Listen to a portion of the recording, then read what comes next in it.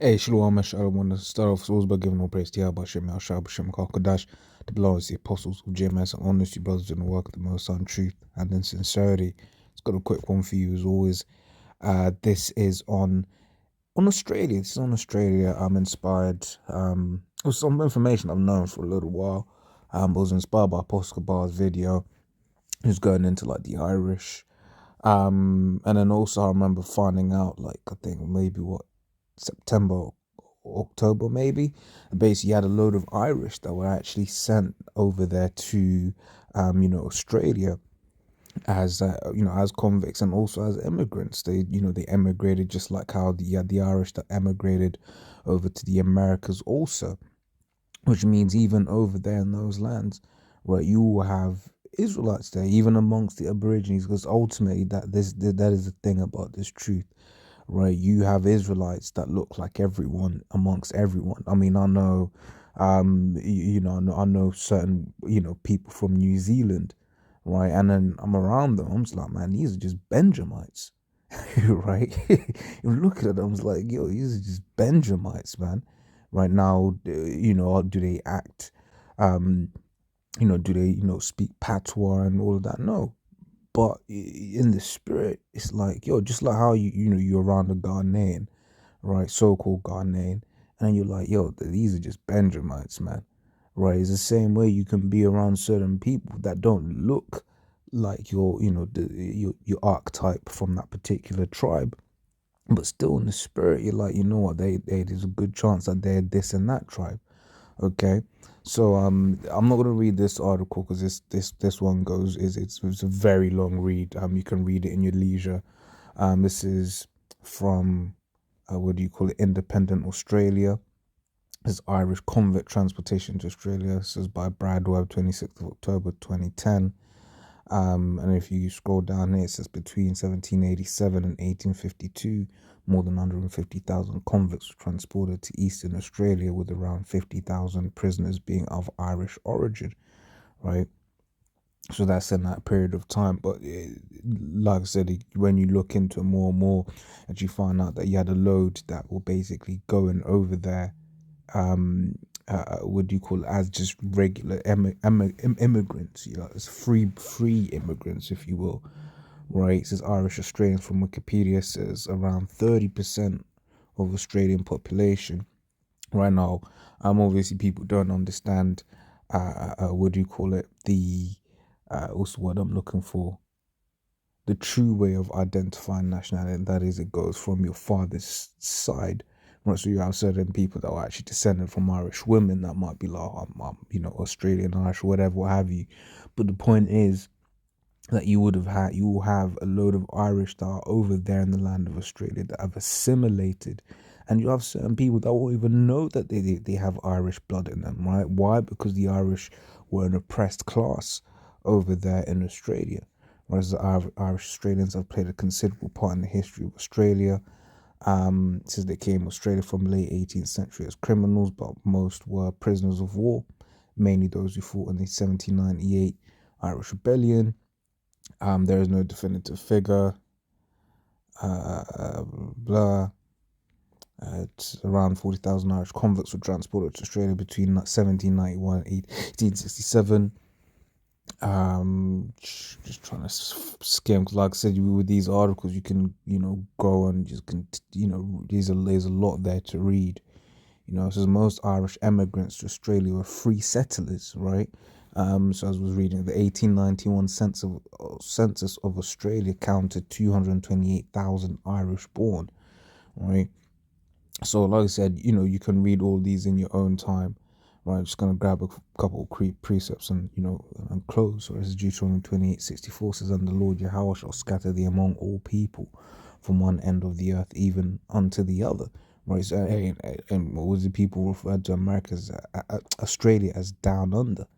Right? That's another part of the world, man. That's it feels distant as all hell, obviously, with us being over here in the West, right? But yeah, that is the thing. It's you got the East, you got the West, you got all of these different lands wherein our people have been scattered as a curse, right? Hey, because you know what? Whilst they're over there in Australia, guess what? They're suffering from. They're suffering from melanoma, right? From melanoma, I believe that is the name of skin cancer, right?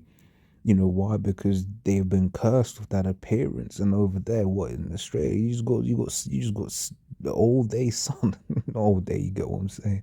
But you get that them heats, man, right? So they look like that, and they're out there just being messed up by that sun, right? It says and Yahweh shall scatter thee among all people from one end of the earth even unto the other, and there thou shalt serve other gods, which neither thou nor thy fathers have known, even wood and stone. Right, and even over there, you had the Catholic Church following the Irish around, right? So that he couldn't get away from that Cesare Borgia, that Serapis Christus, i.e., that image from whom that they've used to deface the true image of our Lord Yahushua, right? I.e., that white so-called Jesus, right? That's really where it comes from, Serapis Christus. Right, so Isaiah 11:11, it says, and it shall come to pass in that day that the Lord shall set his hand again the second time to recover the remnant of his people which shall be left from Assyria and from Egypt and from Pathros and from Cush and from Elam and from Shinar and from Hamath and from the islands of the sea. Right now, yeah, Australia is it's a big island, right? But it is, nonetheless, especially if you're looking like say New Zealand, but it kind of feels like an island, when you're considering about, Australia. Like I say, it's massive, so you'd be like, yo, that's a big thing, but it's just on its own out there, right? And yes, and just like that, as the scripture is saying, you're gonna have our people that are scattered, amongst them.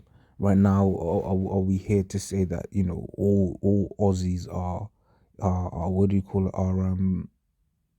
Are Israelites? Hell no, that's not what we're saying at all. Just like how we don't say all Irish are Israelites, right? We say you have Irish amongst you got Israelites amongst the Irish, right? And in some places, you've got a larger percentage of Israelite foreigners in that particular country, right? Affinity I have with, Romania. You got a lot of just Benjamites over there, man. They gotta be Benjamites, man. Them Romanians, man. They gotta be Benjamites. It's wild ass. Not saying that they are, but it's just from my experience with them, right? But for the most part, most of the Romanians I've met are Israelites, for the most part, right? Just like how you meet a lot of Irish that are Israelites. Ryan also explains, the Irish and why, like for instance, in London, growing up, we used to see a lot of like quote, as they say, mixed race, which there's no such thing. As I reference, numbers 1 and 18, numbers 1 and 20. In fact, I've not read that in a while. Let me grab that. I actually not read that in a while because it's pertinent as well, right?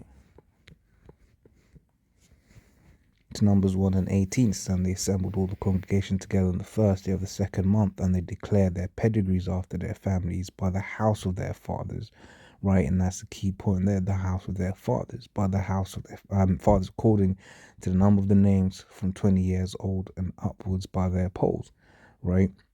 Is going into the fact that you are what you are dependent on who your father is, right? So there is no such thing as half this, half that. No, you are what your father is, which is also what allows us to understand, right? This mystery of the of the Israelites, right? Because once again, if I have a child with a Moabitess, and then would you call it that child lives in one of them lands of Moab, and then he has a child with a Moabitess as well. After a few generations, it's just gonna look like a Moabite, and that's what you have when you think of like Bruce Lee, right? That was another example used.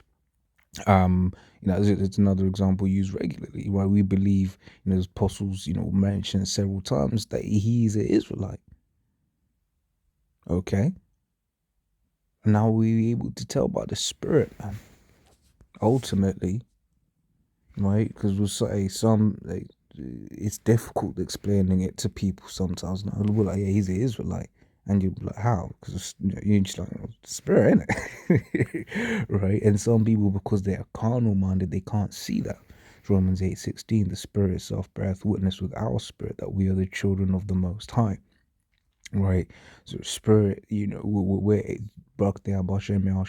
to, look at, for the most part, look, a load of people be like, oh, they're Israelite, or, they're probably a heathen. Obviously you get certain outliers that, are for instance, I refer to them as, like, for instance, Edomized Jakes, right? You get like so-called, white people that, they're Jake, but for the most part, you could almost mistake them for being an Edomite, and it's only until you see them do particular things, or you might see their children, right, that you're able to say, oh, I said they're actually a Jake. Like, I know a particular individual personally, right? Um, Him and his father are so different, right? That I had to genuinely be like, yo, is that even your son? Like, because his dad is very much a Jake, very much a Jake, right? Israelite foreigner, but his son, I look at him and I'm like, yo, his son's a bit, son's a bit different, right? However, then his son started speaking about certain things, and then that life, that spirit came out, and I was like, yes, yes, definitely a Jake, right?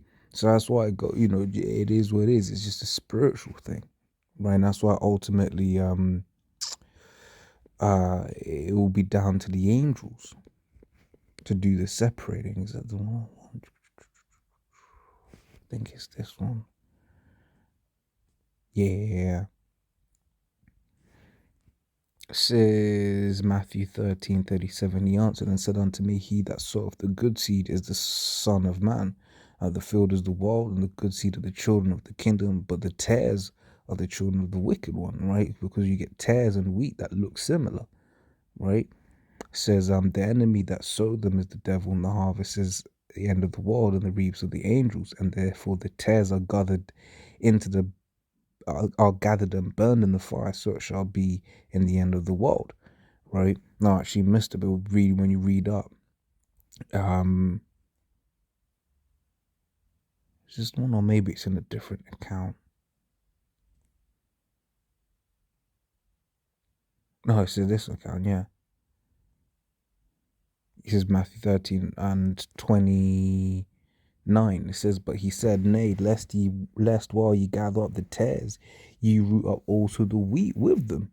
Right, let both grow together until the harvest, and in the time of the harvest I'll say to reapers, gather ye together first the tares, and bind them in bundles to burn them, but gather the wheat into my barn. Right, going into how we get certain people, we can't tell, right? We just have to leave it until the time of, so that the angels can do the sifting, okay? But not one grain of the elect going full, right? You read that in Amos 9, but how, in fact, let's grab that actually. That's actually on point to this particular thing.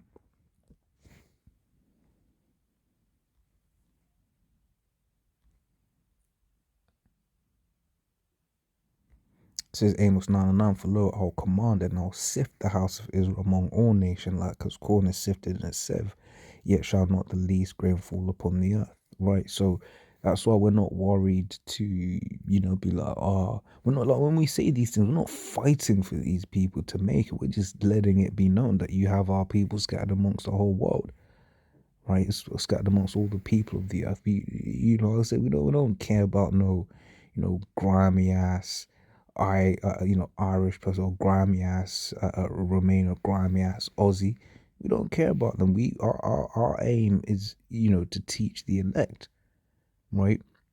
That's the only thing we've been commanded to do, is to teach the elect, right, and condemn the wicked. That's it, right? But we're just out here to tell that, look, if you will have, Israelites among them people, right, and then this is, a comfort to those people, right, for those that believe, because if you're, have an affinity with these scriptures, then there's a good chance, that, you can watch these videos, and there's a good chance you're an Israelite, man, right? So as always, Lord's all that was edifying. And yeah, if you said if you feel like, I don't know, you listening to these scriptures, you understand them, then stop doubting, man. Right? So as always, Lord's all that was edifying. Till next time, shalom.